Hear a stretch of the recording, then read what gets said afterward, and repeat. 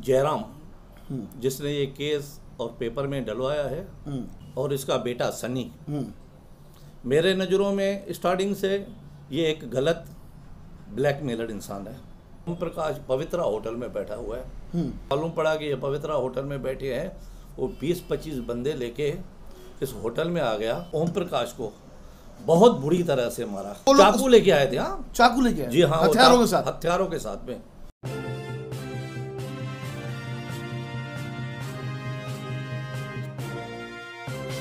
आपके festive season को और स्पेशल बनाने हम लाए हैं धमाकेदार डील्स महालक्ष्मी सेल्स शिवाजी चौक, जहां आपको मिलेंगे laptops and gadgets, refrigerators, single door and double door, washing machines semi and fully automatic, batteries and inverters, water purifiers, आटा चक्की, air conditioners, air coolers, LED televisions, deep freezers, VG coolers and rates सारे online से भी सस्ते। Check prices with us before buying online. Mahalaxmi Sales Shivaji Chowk, Ulhasnagar 3। All types of EMI options available. आज ही आइए और consumer appliance ले जाइए इजी EMI पर। आइए लेते हैं मुलाकात ठाकुर चांदवानी जी के साथ। मैं शहरवासियों को बता दूं कि ठाकुर चांदवानी जी शहर के जाने माने उद्योगपति है। साथ ही साथ में उल्लासनगर 17 सेक्शन में जो पवित्रा होटल है उनके मालिक भी है। तो अभी हाल ही में हमने एक न्यूज़पेपर के अंदर हमने देखा कि ठाकुर चांदवानी जी का फोटो आया, उसमें कुछ नाम भी थे और उसमें ऐसा दर्शाया गया था कि ठाकुर चांदवानी जी के ऊपर कोई केस हुआ है, लेकिन केस का उल्लेख नहीं था। तो आज हमने मुलाकात ली है ठाकुर चांदवानी जी के साथ में और पूछ रहे कि ये जो केस हुआ आपके ऊपर, वो केस किस प्रकार का था और क्या था ये केस, क्या बताएंगे आप? पहले तो जय किशन जी, मैं आपका शुक्रिया अदा करता हूँ कि इस केस के बारे में आपने हमसे मुलाकात की और सच्चाई साबित करने की कोशिश की। सच्चाई हमारा धर्म है सर। बोलिए। एक्चुअली ये जो जयराम जिसने ये केस और पेपर में डलवाया है, मैं इसकी आपको स्टोरी बताना चाहता हूँ। बताइए। ये एक ओरिजिनल उल्लासनगर का रहने वाला आदमी है। हाँ। ये और इसका बेटा सनी, मेरे नज़रों में स्टार्टिंग से ये एक गलत ब्लैकमेलर इंसान है। अच्छा। जी हाँ। वो कुछ टाइम पहले उल्लासनगर छोड़ के ये यहाँ से मुलुंड शिफ्ट हो गए। अच्छा। जी हाँ, मुलुंड में वो वहाँ पे शिफ्ट हुआ। उन्होंने उनके बेटे की शादी एक कोमल नाम के लड़की से शादी करवाई। ठीक है। शादी में उनको दहेज वगैरह न मिलने की वजह से उन्होंने उस लड़की के ऊपर बहुत अत्याचार किए। अरे बाबा, 21वीं सदी में? जी हाँ, बहुत अत्याचार करने के बाद में किसी भी हालत में उनको मजबूर करके उनको घर से निकाला गया। लड़की को निकाला गया। उसके बाद इतना भी हमको मालूम है कि लड़की को निकल जाने के बाद में लड़की के नाम का कुछ चेक आया हुआ था गवर्नमेंट की तरफ से। अच्छा, पैसे आए थे गवर्नमेंट? पैसे आए थे, हाँ। वो भी पैसे उन्होंने अपनी कलाकारी के साथ किसी बैंक में जमा करवाए। हाँ। और फिर वो विड्रॉल करवा दिया। लड़की को पता ही नहीं है? लड़की को पता ही नहीं है।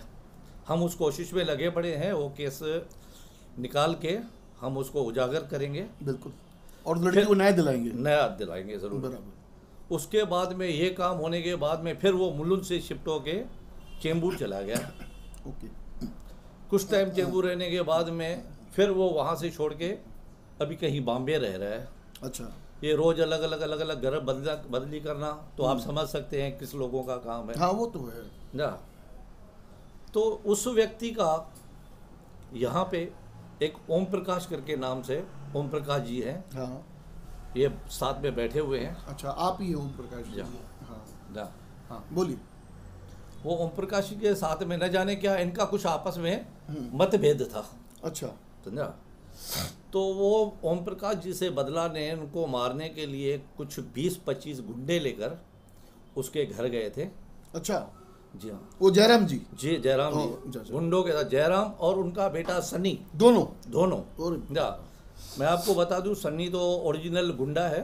उसके ऊपर पहले भी 2-3 केस हुए हैं।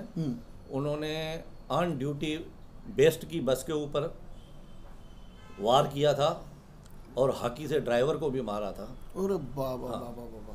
तो जब भी उनके घर पे गए तो उनको मालूम पड़ा कि ओम प्रकाश पवित्रा होटल में बैठा हुआ है। कुदरत से संजोग से ये इधर पवित्रा होटल में आए थे। जैसे ही उनको मालूम पड़ा कि ये पवित्रा होटल में बैठे हैं, वो 20-25 बंदे लेके इस होटल में आ गया। आपके होटल में आ गया? जी हाँ, जिसका फुटेज मेरे पास है, मैं कभी भी आपको सब दिखा सकता हूँ। वो यहाँ पे आ गया और उस ओम प्रकाश को बहुत बुरी तरह से मारा। आपके सामने? सबके सामने फुटेज में है। या बहुत बुरी तरह से मारा गया और इतना मारा गया कि वो आज तक ना, उसको मारने के बाद में वो बंदा कुछ टाइम तो हॉस्पिटल में एडमिट था, जहाँ पे उन्होंने डॉक्टरों ने डिक्लेयर कर दिया कि इसके सर के ऊपर बहुत मार लगी है, जिसके वजह से वो अभी डिप्रेशन में है। ना, और वो बंदा अभी तक मतलब ठीक नहीं है। ओम प्रकाश? जी हाँ, ओम प्रकाश का।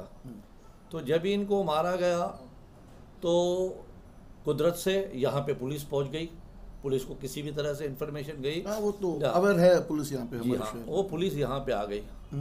पुलिस आने के बाद में उस जयराम ने मेरे पास बहुत गिड़गिड़ाया, बहुत हाथ पैर जोड़े कि मेरे को पुलिस से बचाओ, मेरे को पुलिस से बचाओ, मेरे को पुलिस से बचाओ। मगर मैंने कानून को अपने हाथ में ना लेते हुए कानून की मदद की आपने? कानून की मदद की और मैंने दोनों जन को पुलिस के हवाले कर दिया। ओके। जहाँ पे जाके उनके ऊपर एफआईआर दर्ज की गई। वो एफआईआर अभी भी है ना, मैं उसका कापी आपको दिखा सकता हूँ, दिन दे सकता हूँ।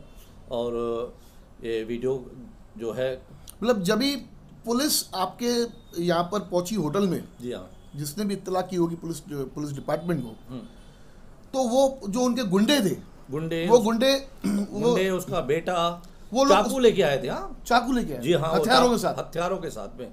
तो उस टाइम पे वो होटल के अंदर थे? जी हाँ, पुलिस ने उनको पकड़ा रंगे हाथ पकड़ा हथियार के साथ? बिल्कुल, उसके साथ में पकड़ा गया और उनके वो पुलिस चौकी ले गई। पूरी रात उनको बिठाया गया था। उसके बाद एफआईआर दर्ज की गई। दूसरे दिन वो जामिन के तौर पे वहाँ से छूट के आया और वो केस अभी तक चालू है, चल रहा है अभी। मैंने उनको पुलिस के यहाँ पे उसमें मदद नहीं की, क्योंकि मेरा फर्ज पड़ता है कि मैं कानून की मदद नहीं, आपका काम है, मेरा काम पड़ता है कि मैं कानून की मदद करूँ। सही है। मैंने पुलिस में उनकी मदद नहीं की, जिस वजह से अब वो मेरे ऊपर कुछ गलत आरोप लगा रहा है कि मेरा आपके पास पैसा है, मेरा ये है, मेरा वो है, समझा। जैसे कहते हैं उल्टा चोर कोतवाल को डांटे। वो मेरे ऊपर आरोप लगा के अलग अलग जगह के पुलिस स्टेशन में केस कर रहा है। जैसे कि खार पुलिस स्टेशन में किया गया, वर्सोवा पुलिस स्टेशन में किया गया। मगर जैसे ही उन्होंने कंप्लेंट की, वो वहाँ की पुलिस ने, खार की पुलिस स्टेशन ने, वर्सोवा की पुलिस स्टेशन ने पूरी छानबीन की। उन्होंने आके यहाँ पे भी सब देखा कि मेरा व्यवहार कैसा है, मेरा बिजनेस कैसा है, मेरा घर बार कैसा है। तो आपका नाम है काफी शहर के अंदर। तब उन्होंने वो देखा कि जो भी ये हो रहा है वो सब फ्रॉड है। वो बातें सब देख के पुलिस ने उस केस को बंद कर दिया। अब पुलिस ने केस बंद कर दिया तो अब ये अलग अलग झूठे केस लेके, यहाँ तक के पुलिस के ऊपर भी जो कहा जाता है 156 का, वो पुलिस के ऊपर भी इन्होंने वहाँ केस किया है। उन्होंने कहीं ना कहीं आपको ब्लैकमेल करने के चक्कर, ब्लैकमेल करने की चक्कर में कि अगर हम कोई आरोप लगा देंगे, हाँ, या कुछ ऐसा कुछ केस कर देंगे तो भाई ठीक है, सामने वाला कुछ दे देगा हमें। जी बिल्कुल बिल्कुल। और जैसे तो उन्होंने एक इल्जाम लगाया कि हमारे पैसे निकलते हैं, पैसे आप कह रहे हैं। सबसे ज्यादा उनका ये है कि वो किसी भी हालत में जो ओम प्रकाश का केस है, मेरे को वहां से फ्री करवाओ। अब इसमें मैं तो कुछ दखल अंदाजी कर नहीं सकता हूँ। नहीं, वो तो आपके हाथ में, तो कोर्ट के हाथ में है, कानून के हाथ में है। जी हाँ। तो कहीं ना कहीं ये जो सिलसिला जो इतना चल रहा है, तो इसके पीछे किसी का हाथ क्या लगता है आपको? इसके पीछे कोई नेता, कोई ऐसा कोई हाथ? क्योंकि अक्सर देखा गया ठाकुर साहब, देखिए हाँ, आपको मालूम होगा कि मैं उल्लासनगर में एक अच्छा बिजनेसमैन हूँ। हाँ, बिजनेसमैन के साथ ही साथ में मैं कुछ पॉलिटिक्स से हाँ, जुड़ा हुआ हूँ। बराबर है। आपकी धर्मपत्नी नगर सेविका रह चुकी है। जी, बराबर जी, है, मुझे याद है।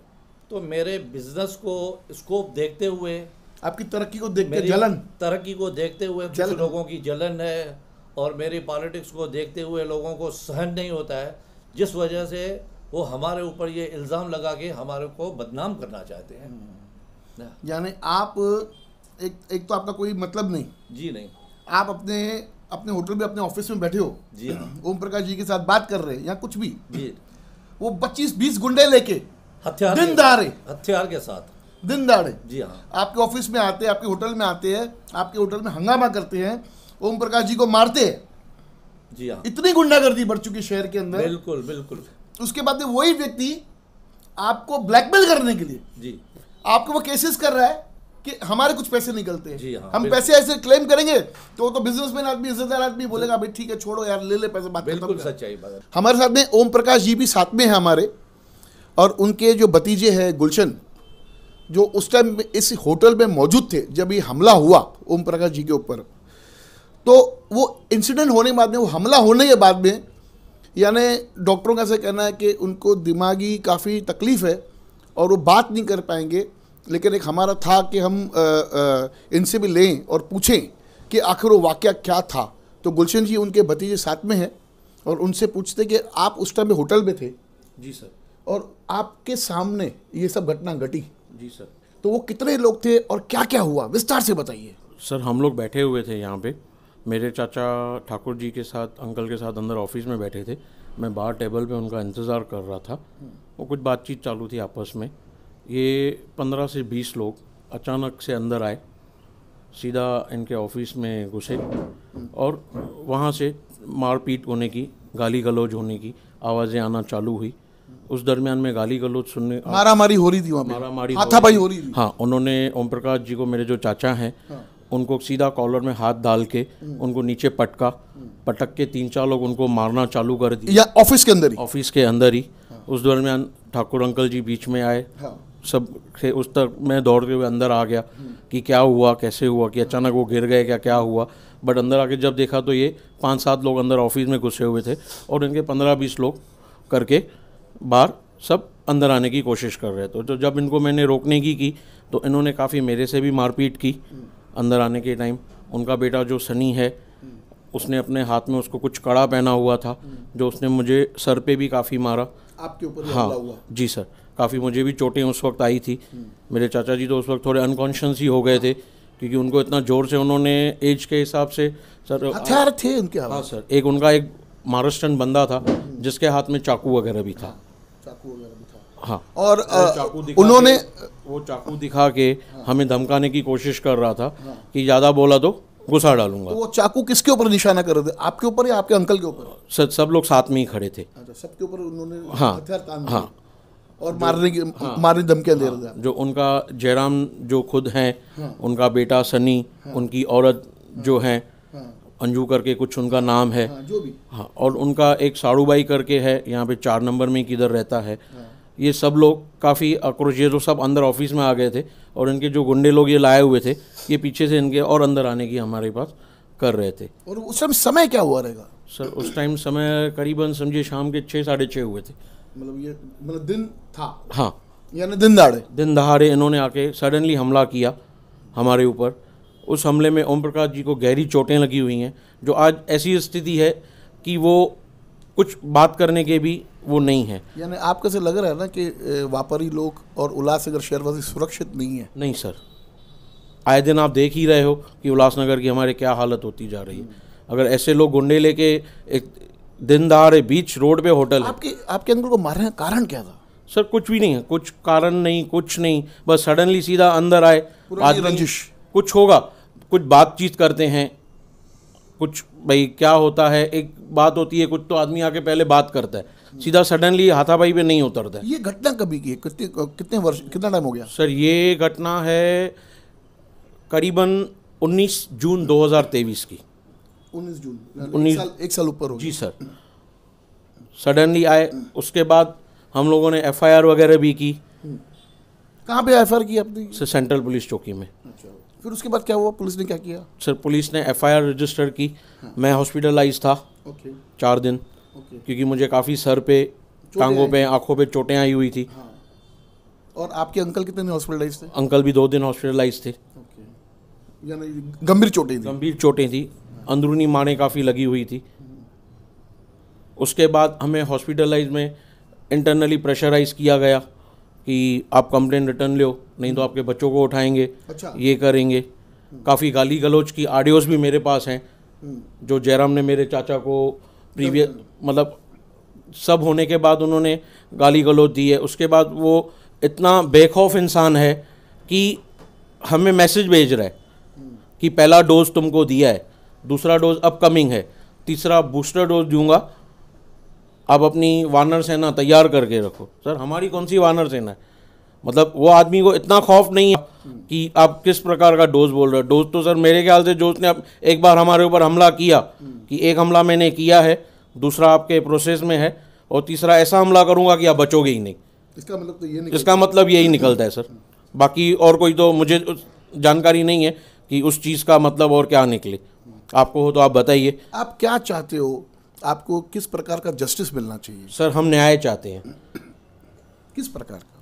बस उसको सजा होनी चाहिए। आज अगर वो दिन दहाड़े सर हमारे ऊपर कर सकता है तो किसी के ऊपर भी कर सकता है। गुंडा राज बंद होना चाहिए, बस वही है। उसके बाद भी हमें काफ़ी धमकियाँ, काफ़ी वो अनोन्स नंबर से कॉल आना। मुझे एक बात बताइए गुलशन जी, ये जब घटना घटी तब उस टाइम में ठाकुर चांदवानी जी भी मौजूद थे वहाँ पर, ठीक है, तो उनका क्या रोल था इसमें? सर उनका तो कुछ नहीं रोल था। हम एज ए फ्रेंडली कुछ अपने काम से सर के पास बैठे हुए थे, ये बंदा अचानक आया, हमला करने लगा। उल्टा ठाकुर जी ने बीच में आके बीच बचाव किया, रोका उनको रोका, झगड़ा मत भाई करो। आपस में हो, काय को झगड़ा कर रहे हो, जो भी बात है ये। बट वो बंदा जिस इंटेंशन से आया था तो वो आप सबके सामने ही है। तो जो ये आदमी चाकू लेके आता है तो वो किस इंटेंशन से आता है आप सोच सकते हो। ये जो अभी कुछ न्यूज़पेपर्स के अंदर ठाकुर चांदवानी जी का नाम उन्होंने डलवाया है, जी सर, तो ये क्या लगता है इसके पीछे क्या षड्यंत्र हो सकता है उनका? सर उनका षड्यंत्र ये भी हो सकता है इंटरनली हमारे ऊपर और प्रेशर डालना कि सर को तकलीफ देंगे, या सर ने हमारी हेल्प की है तो उसका उनको ब्लैकमेलिंग करना, उनका नाम खराब करना, या जो हमने केस उसके ऊपर किया हुआ है वो केस को किधर न किधर। यानी अगर ठाकुर चांदवानी जी का नाम खराब करेंगे तो वो आपको समझाएंगे और आपको मजबूर करके केस वापस लो, और आप रिलेशन में होकर आप केस वापस करेंगे, वो उस केस से फ्री हो जाएंगे। यानी यही एक इंटेंशन नजर आ रहा है आपको ठाकुर चांदवानी जी के खिलाफ न्यूज़पेपर में डलवाना। जी सर। कहीं ना कहीं ओपन शहर का जो ब्लैकमेल का काम जो उल्लासनगर में शुरू है, ये एक पहला केस नहीं है आपके सामने मैं बताने जा रहा हूं, ऐसे कई केस है, लेकिन लोग डरते हैं मीडिया के सामने आने के लिए कि अगर हम मीडिया के सामने जाएंगे तो आगे क्या होगा। तो आज तो चलो ठीक है, ठाकुर चांदवानी जी ने हिम्मत दिखा के, बड़े हाथ है कानून के, तो कानून के होते हुए किसी को डरने की जरूरत नहीं है। और ऐसे लोग कोई अगर आपको ब्लैकमेल करते हैं तो उनका नाम हमारे चैनल पे आप उजागर कर सकते हैं, हम जरूर आपके दिखाएंगे। धन्यवाद, देखते रहिए फिर से न्यूज़ चैनल।